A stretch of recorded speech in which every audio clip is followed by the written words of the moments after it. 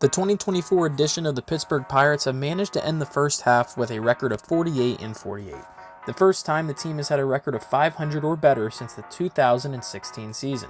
With the excitement around a team being slightly more competitive than usual and some great pitching in the starting rotation, there are still many holes in this team that do need addressed. This, of course, in my opinion, is an outfielder and some relief help. Who are some players that would make the Pirates better right now if they were inserted in the lineup or put into the bullpen? In this video, I'm going to try to keep it realistic, so do not expect anything like Vlad Jr. or Luis Robert, even though I would go crazy if that actually happened. Brent Rooker easily is my personal #1 target the Pirates should be calling about for a trade. Rooker is on pace to keep continuing the best season of his career thus far with the Oakland A's and would provide the Pirates with one thing that they seem to lack. That would be power. Rooker already is at 21 homers on the year, which would lead the Pirates and would provide an option to replace Michael A. Taylor in the outfield when he is probably moved. The outfield could look like this: Ryan Reynolds in left, Jack Sawinski in center, and Brent Rooker in right. You could as well play Rooker at DH when Andrew McCutchen is given an off day.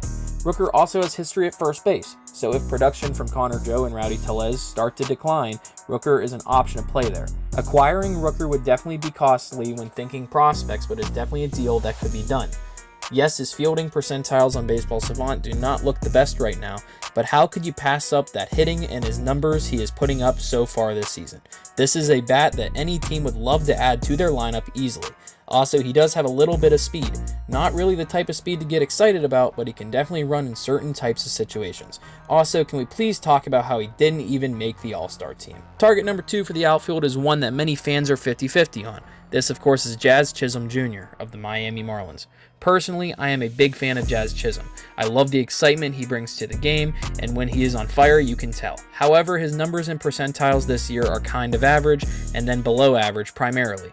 The thing you get with Chisholm, however, is something that the Pirates do lack a lot of. That would be a spark plug into the lineup.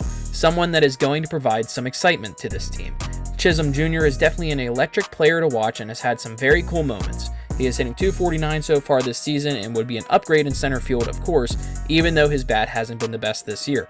I really like the speed and the arm strength that he could provide to the lineup. If this deal were to happen, you would definitely need to see that bat improve for a player that is going to be for his price. It will definitely take a few top prospects, as he still has a few years of control left on his deal. Jazz Chisholm at the top of the Pirates lineup would definitely be fun to watch, but it definitely could be a risk when taking into account how his bat has looked this season. The final outfielder I want to look at is one I have been seeing many talk about this year. This, of course, is Tommy Pham from the Chicago White Sox. The White Sox, as everyone knows, are going to be big sellers of the deadline. Players like Luis Robert, Garrett Crochet, and Tommy Pham are all bound to be moved. Pham is definitely interesting for a lot of teams. Pham is only 36 years old and is on a 1-year deal, so it would be just a rental. He only has 4 home runs this year, so the power has not really been there compared to last few years. Pham has seen a .263 average with a .707 OPS, which would be a very positive stat line to add to a struggling Pirates lineup. Pham could also provide more veteran presence in the everyday lineup. I really like the strength his arm has shown this season, and he would definitely fit well in either left field or right field, although it would probably be at right field for the Pirates. Out of all the trades for an outfielder that the Pirates could make, this would definitely be one of the cheapest options for the Pirates to make, and it would still be a great addition to the everyday lineup. For the bullpen, I only have a few names that have caught my eye.